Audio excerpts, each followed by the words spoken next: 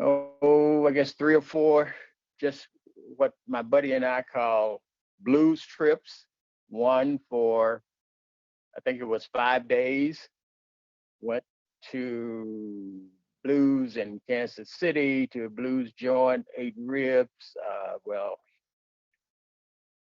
St. Louis, from Kansas City, then to Memphis, to Beale Street, to Jackson, Mississippi, and then ended up in New Orleans. So spending basically a day in each one of those places. So, and I also enjoy traveling, of course, with my wife. Sometimes it's the entire family, but again, important activities that I engage in order to maintain kind of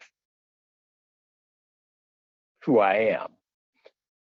Now, just this whole thing about healing for me is, as I mentioned, it's my physical health is important. So, and I do try and maintain my physical health. I get an annual physical. Uh, I do what the doctors tell me to do.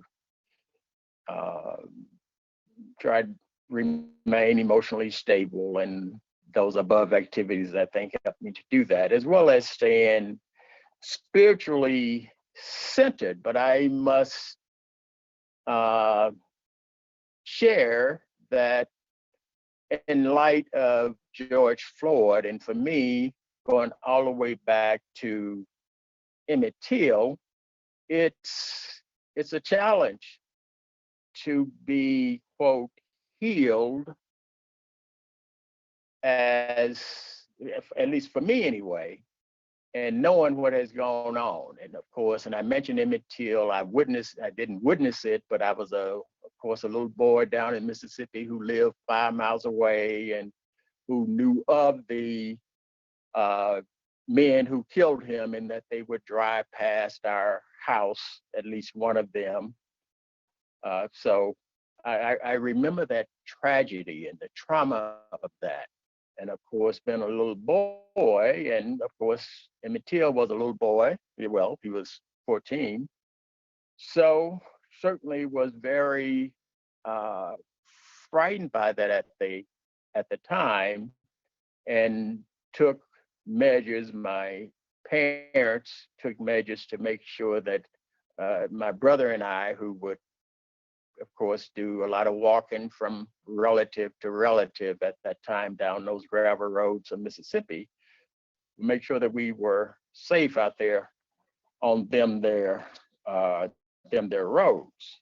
So, so at a spiritual level, as again, as an African descent person, when I am calm and reflect upon it, it's it's difficult for me to feel, well, gee, our job is done, because I'm aware that the struggle for African descent people continued, and was certainly highlighted by those horrible 8 minutes and 46 seconds that we witnessed George Floyd's uh, demise. So for me, until there are no more George Floyd's, Eric Garner's, Trayvon Martin's, Emmett Till's, it's difficult for me to uh, achieve a place of being healed. So then I guess the question might be, well, how might one strive toward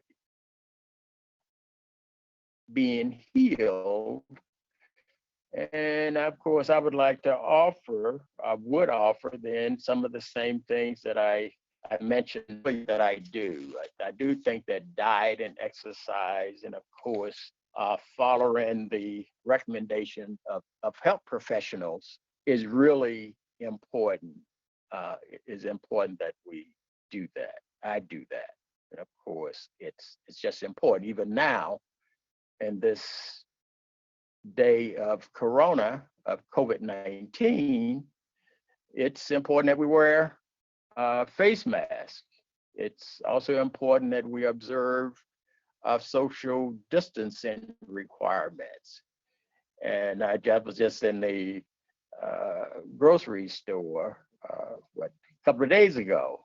I think it was Monday, and so there was a couple of brothers behind me, and I said, "Hey, brother, back, hey, back up." But and so what the brother told me, hey, brother, look, man, you are, you haven't kept up with the 6 feet thing, because where I was standing, there wasn't a marker there.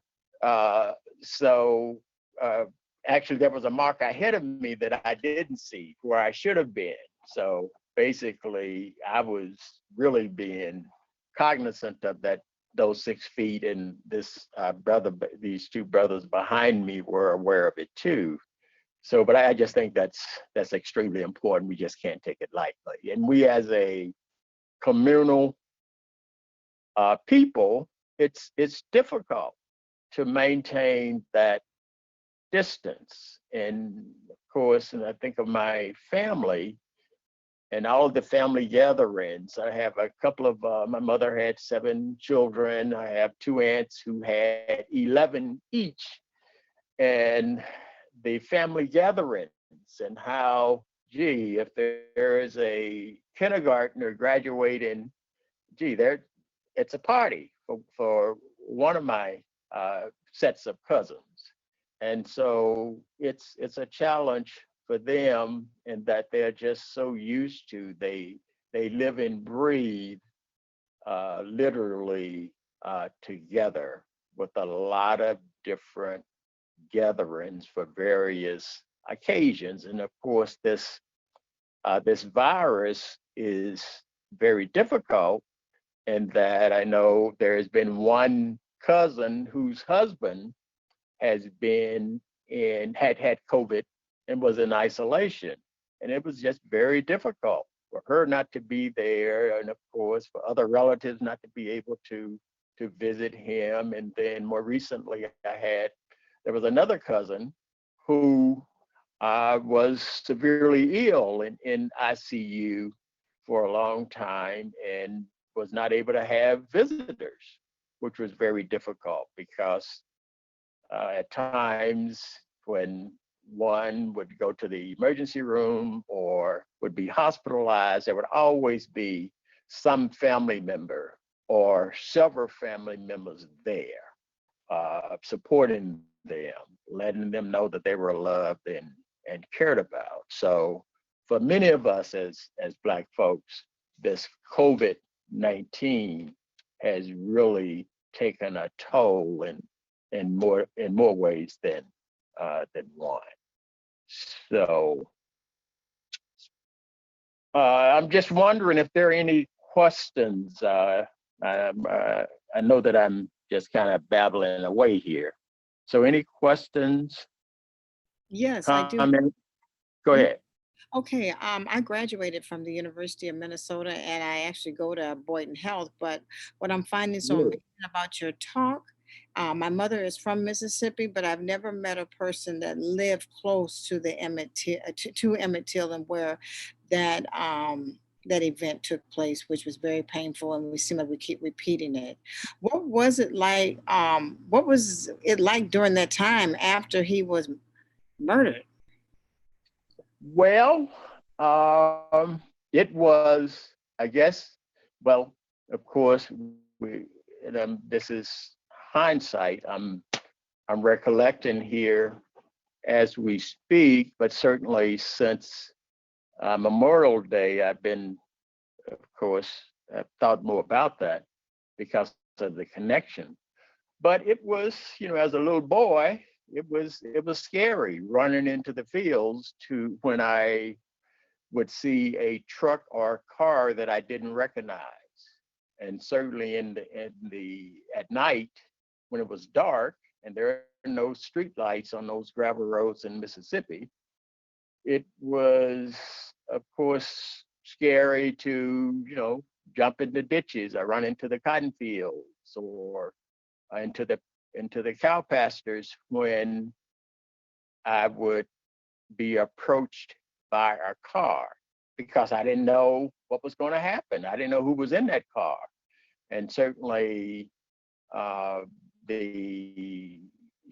alleged, well, not the alleged, we know that they did it, Milan and Bryant had been identified and subsequently tried and found not guilty. But still, it was scary. But it was, in some ways, it was the norm. But we were also insulated in the rigid segregation in Mississippi, where Black and white was separate, from water fountain to schools to textbooks to school uniforms, et cetera, et cetera. So we did have that insulation within the community. And living on a plantation, we didn't have much, many of us didn't have, as field hands, didn't have contact with anybody but our Black overseer, day to day.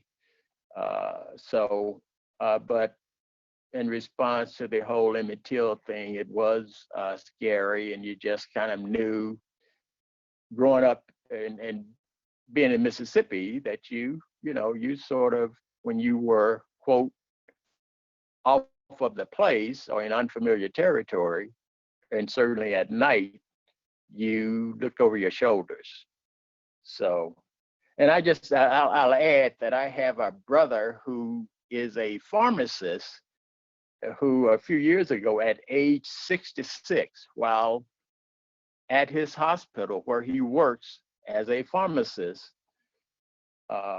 he had a picture of some figure with a noose around his neck hung over his station, his workstation. And for him, he immediately remembered Emmett Till, that whole tragedy, and the fear that we experienced back then. And he could not go to work for 3 months. And he was 66 years old. So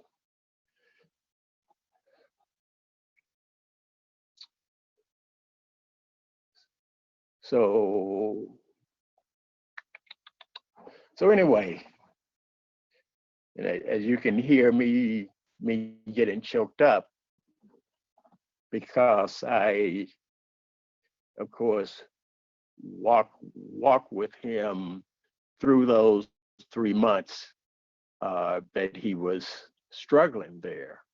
So, because I was there with him when he also experienced the Emmett Till incident, in at least the aftermath back there in Mississippi, all those years ago, more than 60 years ago for him at the time.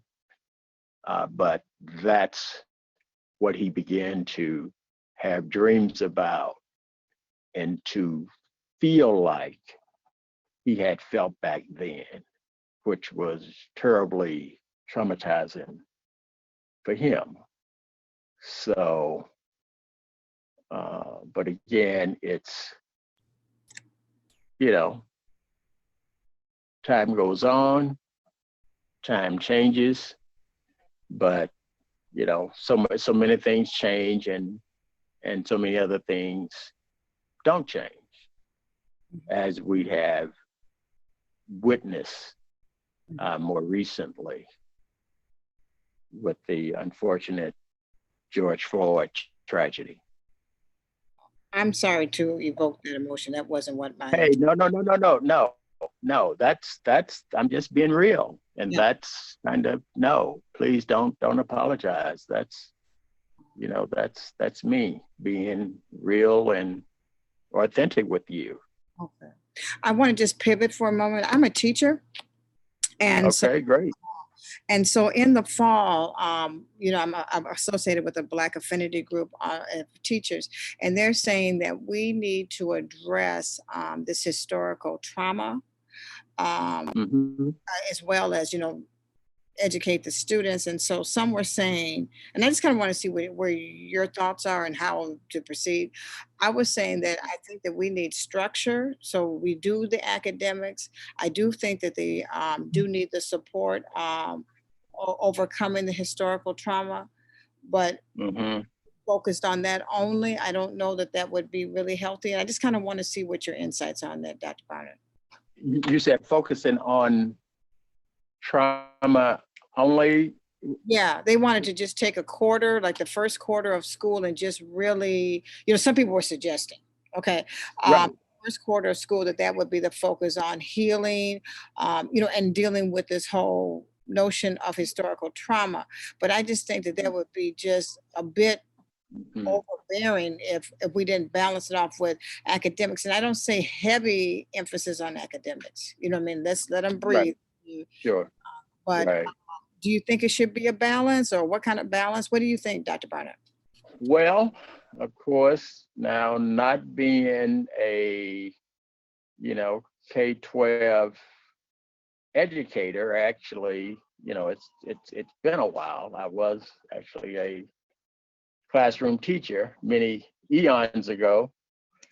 Um, but I think one of the problems in our society is that we are not adequately educated about our history and the history of America, period. Okay. So I think in focusing on trauma, it's important that one, I think, understands the underpinnings of the trauma. And I think that has to come in a historical context. That this didn't start with George Floyd, and as Malcolm X, I think, used to say, or at least some folks, you know, uh, we didn't land at Plymouth Rock. Plymouth Rock landed on us. So if we're going to, so I think in some ways that there has to be that history that's covered. And I think it's also important in a healing context that we uh, learn uh, who we were before we came to America, largely, well, after a while, as enslaved people. So, and I'm talking about what's the so-called United States of America. So, so, and if so, I think to have a all entire school day of just trauma, I guess I'm not sure how that. Well, I don't think that's going to work. Okay, one is that you deal with it for a, you deal with it for a quarter, you deal with it for 3 months, all day, and then boom, now we're going to do academics. No, I don't think that's the best approach. So what happens? What happens after the 3 months? So, and I think, and I guess one of the concerns that I do have is that, there have been we've been marching for so long. It's, I mean, we've been marching for a long, long time. And, but, we march and then boom, we marched after Trayvon Martin, we marched after Michael Brown, of course, and after many others, including after George Floyd. Okay, so and I'll say this, and of course, the emotions now are not what they were in the immediate aftermath of George Floyd. So we are not necessarily feeling that need, that thirst to be out there, to be present, to be in the midst of, to be a part of. But the conditions are still there.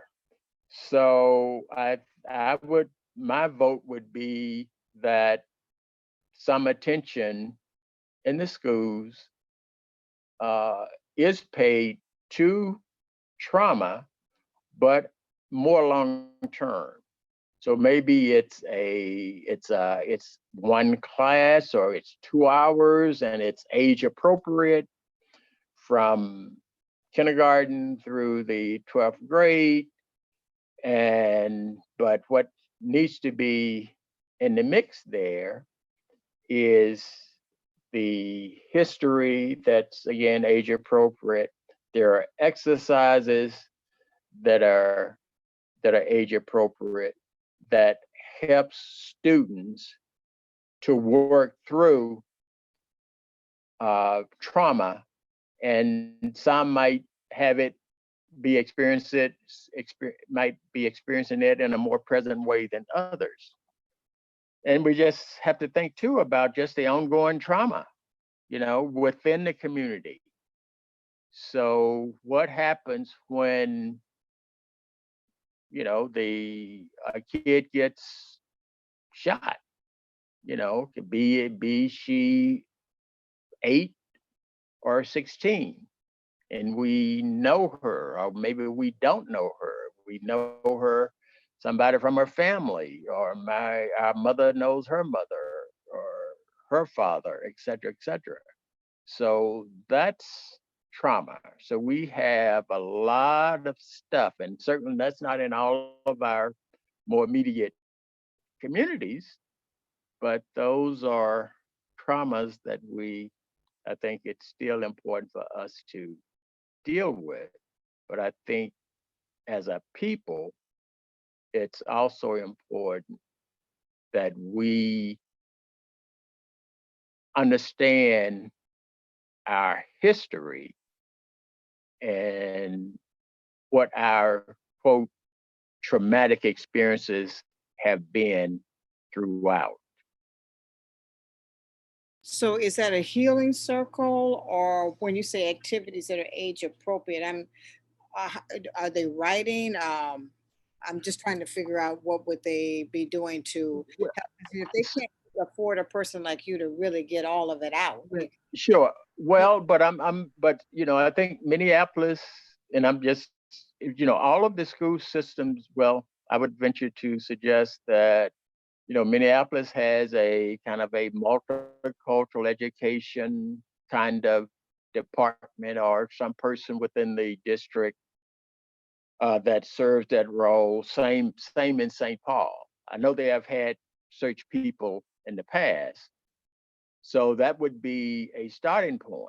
And certainly, I think it's an idea that's worth exploring, and it's something that in that you all as African descent educators see it as important that it's presented to the uh, powers that be at the district level to make it happen.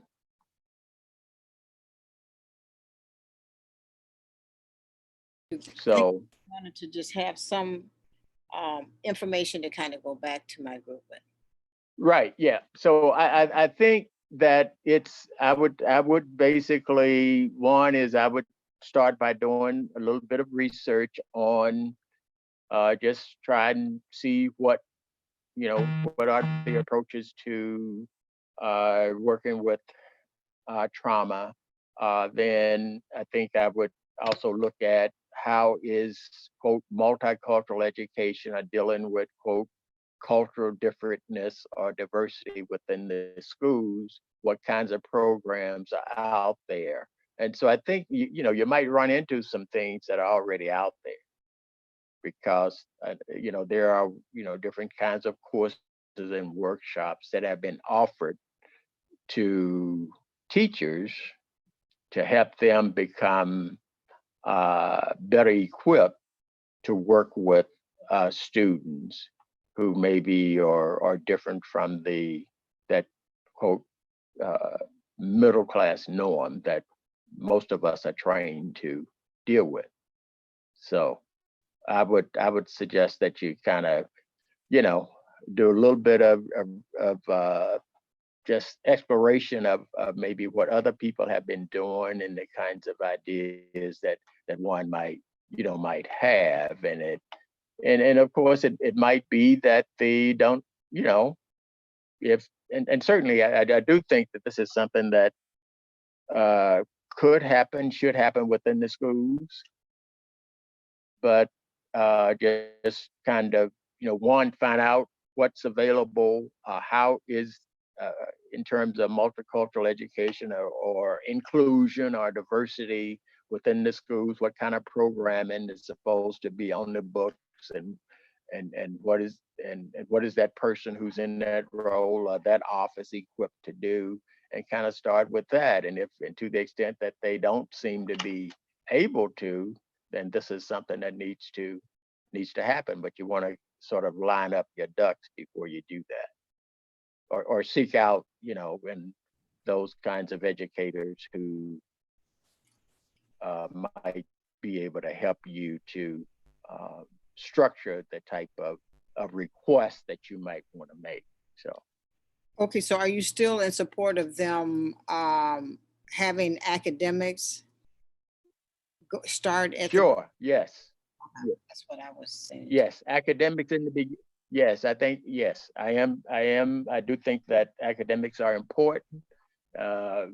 Historically, unfortunately, we look at Minnesota and the achievement gap between African American students and white students is, the numbers are there, and they don't look good. And you look at Minnesota as being, and you look at, Mississippi, Alabama, Georgia, some of the other states who don't do so well, and boom, Minnesota is there. It's, if it's not neck and neck with them, it's not too far behind in terms of the disparities. So I think, you don't want to forget about academics,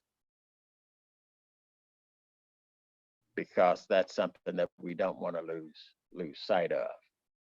But at the same time, they I think there's a room for healing. So how do you motivate students that aren't naturally motivated? I mean, just don't have that inclination. So you came out of a time in Mississippi where you looked at education as a way out. That's when my mom did it. My mom has a PhD also. And but I don't see that in young people today, that burning desire to I'm not saying all, but I'm just saying, where just inside burning. There was nothing that was going to keep you from advancing. You know what I'm saying? You also said your brother was a pharmacist, so I'm assuming from your brothers and sisters, you have quite accomplished people. So, I think that's a huge question, and so we have to look. So we look at the systemic discrimination. There are systemic problems that, so in housing, home ownership, wealth, incomes, healthcare, educational outcomes. So that's a whole lot that, when you're talking about someone about the importance of education. And then they're going back to this environment where, well, gee, wow, it's the norm is so, I'm not suggesting that that's the case with everybody, but I'm just talking about the kid that doesn't seem to, that you refer to, who maybe doesn't seem to value education. It's, you know, it's a bigger problem than simply education. So it's a huge challenge. And I'm not saying that teachers should throw up their hands and just say that, well, gee, wow, I can only just do my part. But I think as an African descent educator, to be standing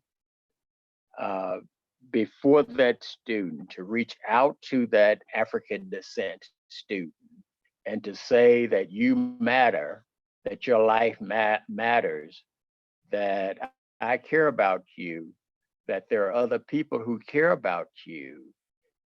But and so I think that goes a long way.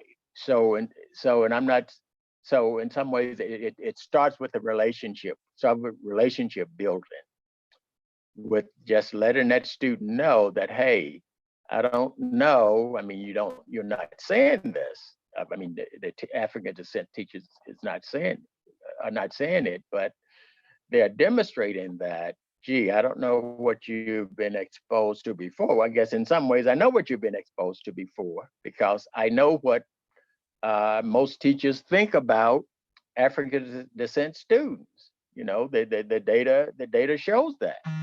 So what I want you to know is that, hey, you you matter, you are cared about. I do believe in you. So let's get this work done that we have to do, that you have to do as a second grader, as a sixth grader, in seventh grade English, et cetera, et cetera. Thank you. So, but it starts with relationship building. My wife is a retired teacher and counselor, and she didn't have problems with students, and students didn't act up in her classroom. And I think she was an excellent teacher, and I think the kids respected her, and she could talk to the kids and connect with the kids. But I think it started at that relationship level, because she authentically cared about the students and let them know that, well, gee, and then they came from some horrific backgrounds, some of them. But hey, I care about you, and so, but also when you're in school now, and there is a standard of behavior that's expected of you, and it includes the way you act, but it also includes with you trying to do your work as well. So. Thank you. That's really great. Sure. All right. Is there other folks on the line that may have questions or comments?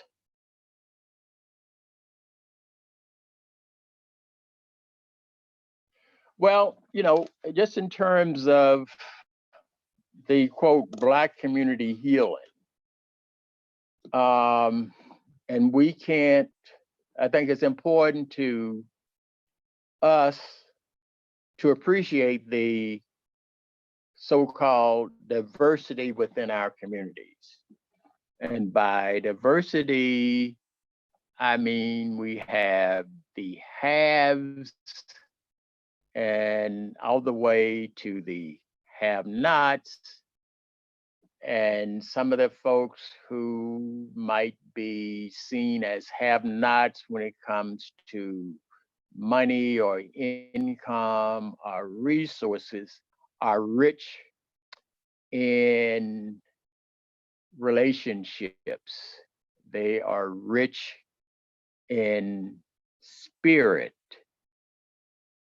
while some of the haves are not necessarily so. So they maybe have the income, they have the things, they have the resources, but are not necessarily uh, content and happy.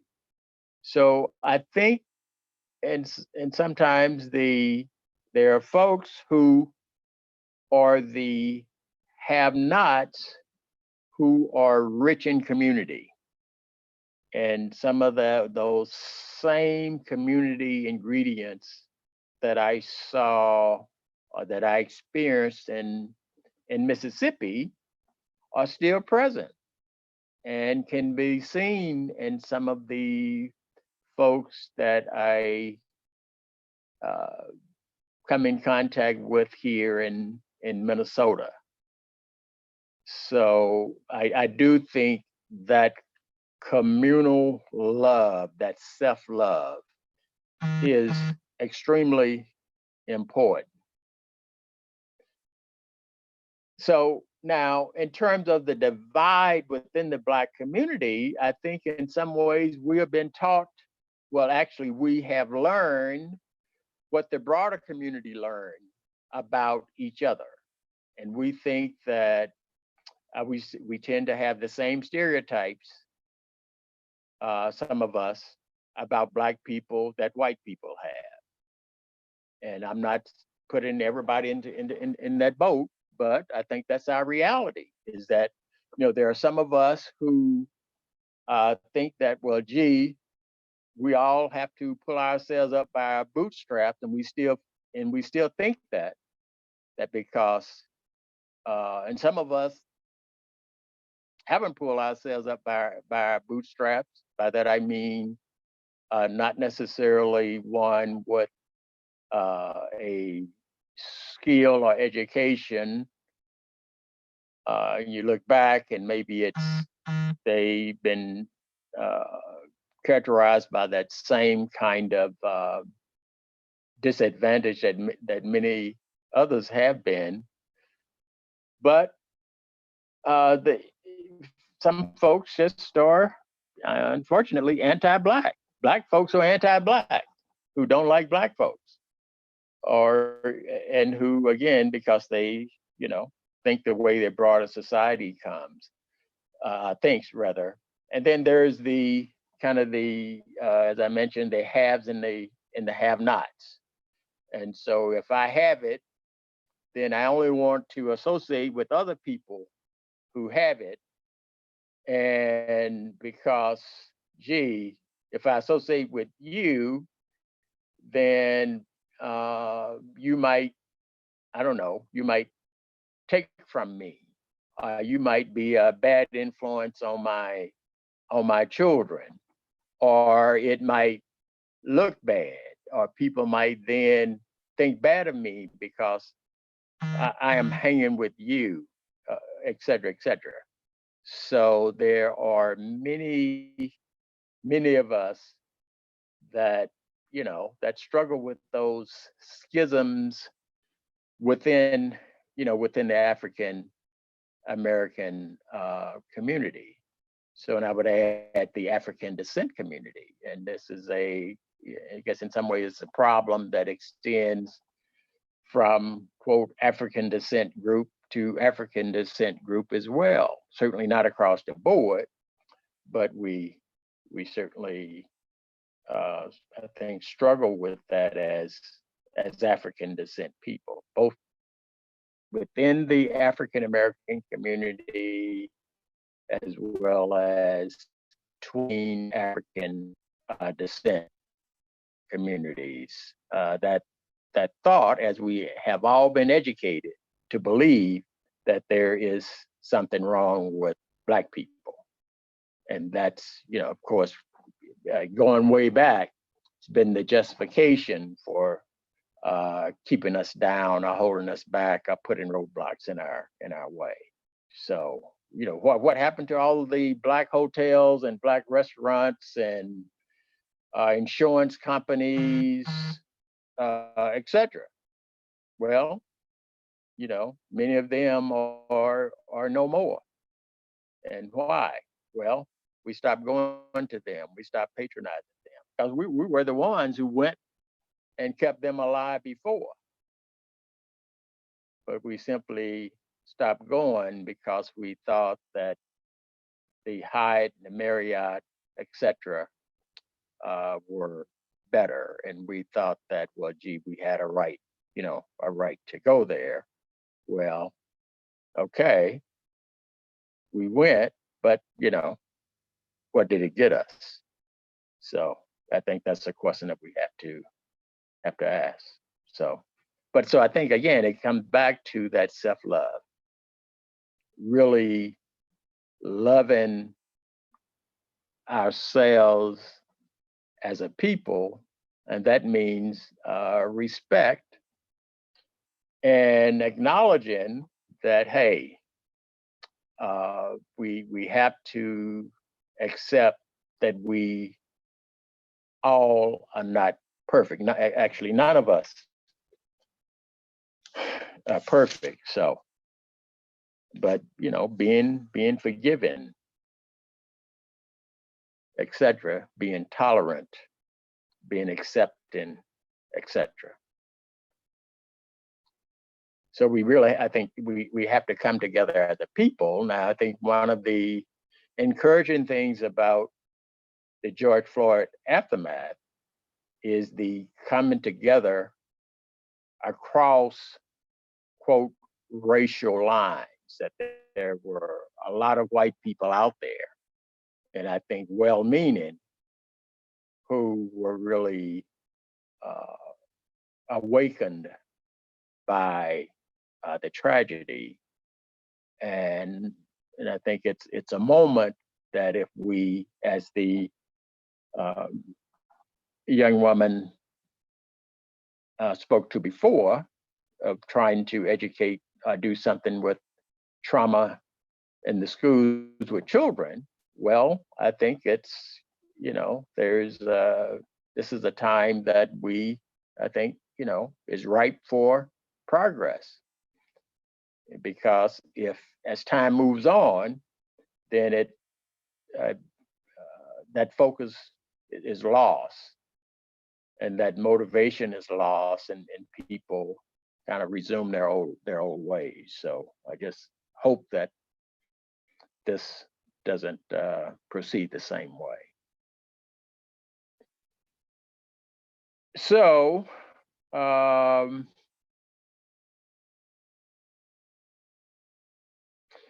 just in terms of George Floyd, as I alluded to earlier, it's always been there.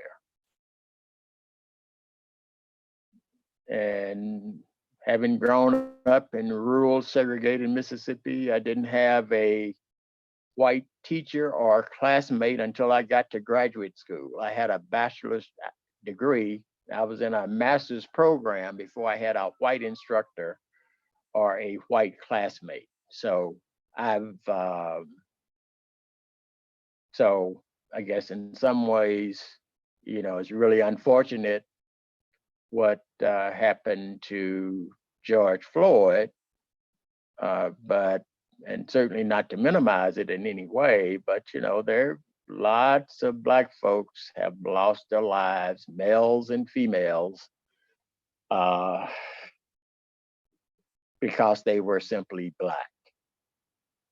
And I guess we have to keep that in mind. And until we get at the roots of it, until we do something about race, until there is some acknowledgement that America, that Minnesota, that St. Paul, that Minneapolis has or have a racial history that hasn't been friendly to Black folks, we're going to continually come back to the kind of experience the kind of incident with its aftermath that we had just less than 2 months ago. So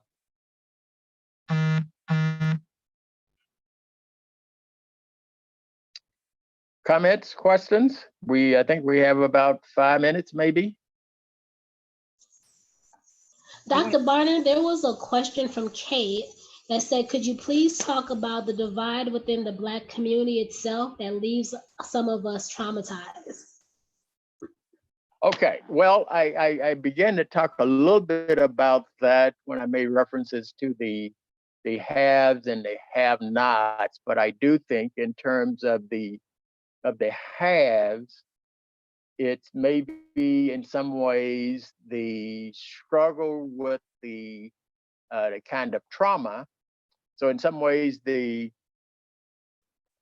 quote, the have-nots, and I'm thinking of folks that live the kind of the north, south Minneapolis, and the kind of trauma sort of day-to-day that's experienced with kind of the sort of the rivalries within communities and within individuals or small groups of individuals that folks are shot, and sometimes there are drive-bys and even innocent bystanders, kids and grandmothers are shot. So that's traumatic. That's really a trauma that's maybe a person who lives in a more quote advantaged community doesn't have to deal with, because it's not on their block, it's not on their street. So I think it is that trauma that's there, and it needs to be a place, and there needs to be some way that folks are able to heal from it. And I think in some there have been some efforts in the past, but certainly there's never been adequate attention paid to the trauma that exists in the community. There's been like a grant for a program here or a grant there, but we're talking about a huge problem. So it needs to be a kind of an extensive community kind of problem that really works with from babies to senior citizens. So in different kinds of ways to help address that trauma.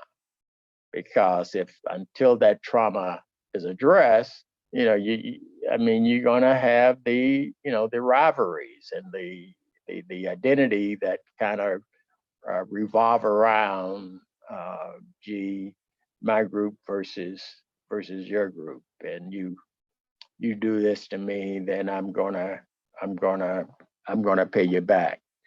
So it's something that really requires just a huge effort that hasn't adequately been addressed, at least not in my lifetime. Something on the scale of the Harlem Children's Zone. I know there have been some efforts with a zone in maybe in North Minneapolis and one over in St. Paul, but they're certainly not on the scale of the Harlem's Children's Zone in New York, where I think it's something like 70 blocks or so, with schools and healthcare clinics and social service support systems, et cetera, et cetera. So it needs to be kind of that wraparound kind of effort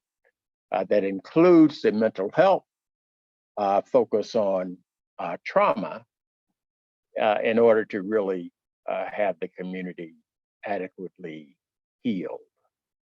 And it needs to be, again, from cradle to the 90-year-old. So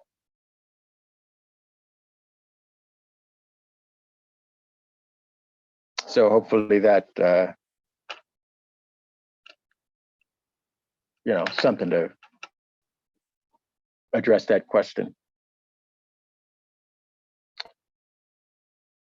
So other things? Hey, does that answer your question?